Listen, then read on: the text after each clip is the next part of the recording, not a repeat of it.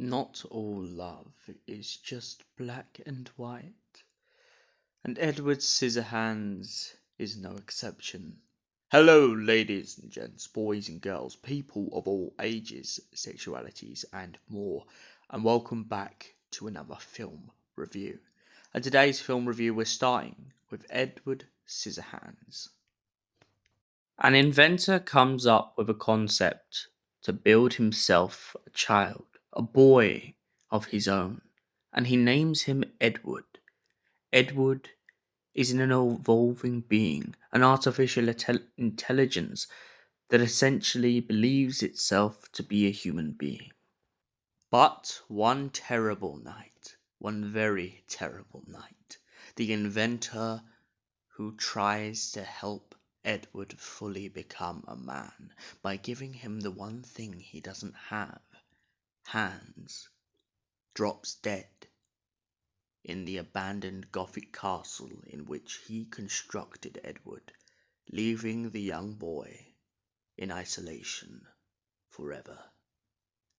Well, until Kim's mum goes up to the castle and with one small act of kindness brings Edward into her home, into her family, into the arms of a neighborhood that cherishes him.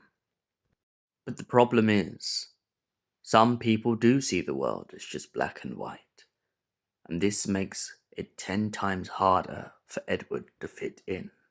He starts off by building a great relationship with his neighbors and his friends and people he meets on a chat show, and they all aim to help him remove the scissors he has for hands in hopes of bringing him into a life of happiness and being able to be one of the community once and for all.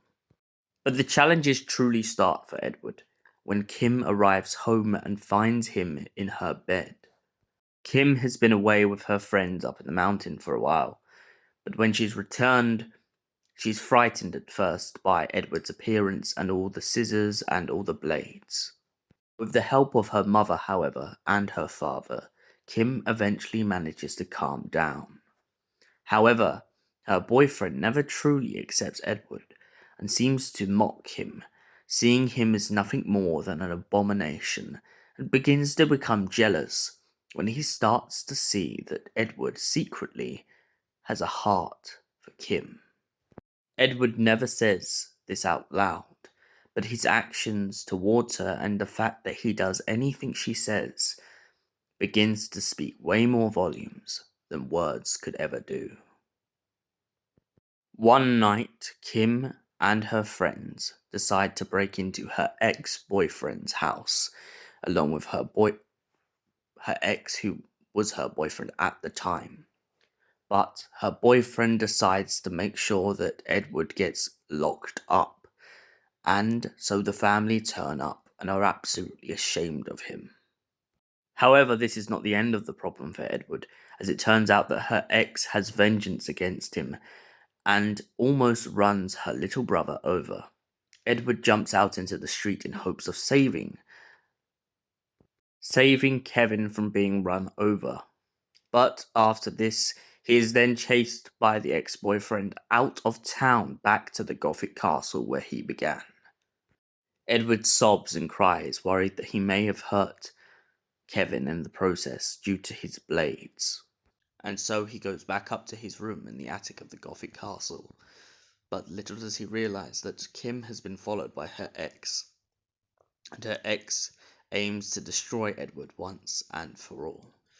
But Edward, out of a case of defending himself, ends up stabbing her ex in the heart and watches as he plummets down the tall Gothic castle.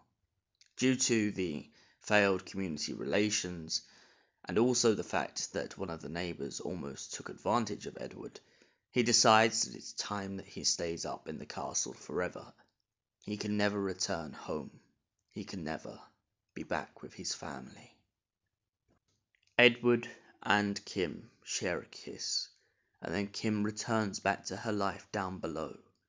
And then the story ends with Kim telling the story of Edward to her young granddaughter. Her granddaughter begins to ask whether Edward still exists, and Kim points out that she believes he exists because the town has never stopped snowing. She also points out that the snow was never there in the beginning, not until Edward came down. So maybe, just maybe, his existence had an effect on everything around him.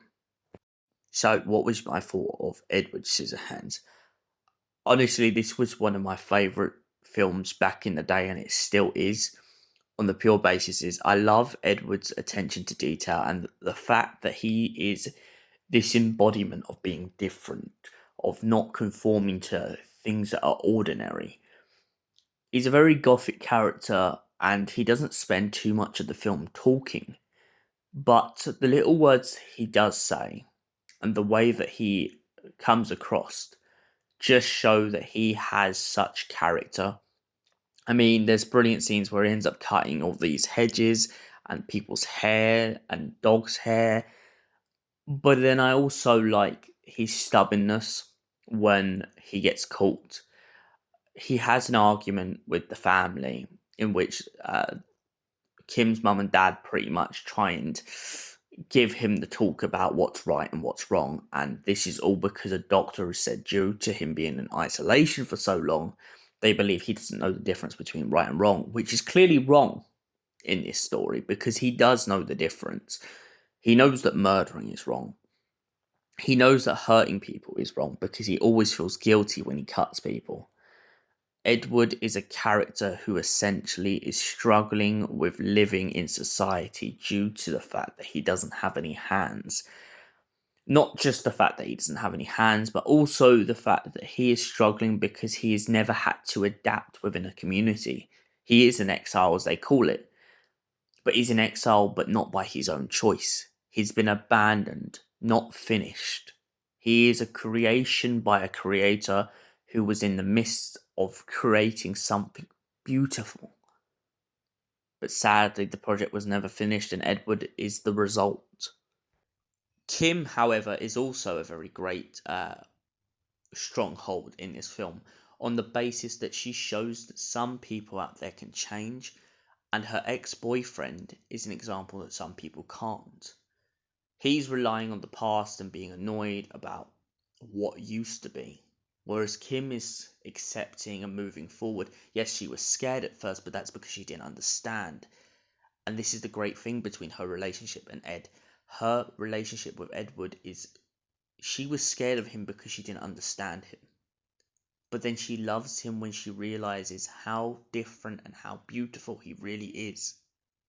And for that reason, I give Edward Scissorhands a solid 9 out of 10. Thank you for watching, and we will see you in the next film review. Until then, stay beautiful, goodbye, and have an incredible night.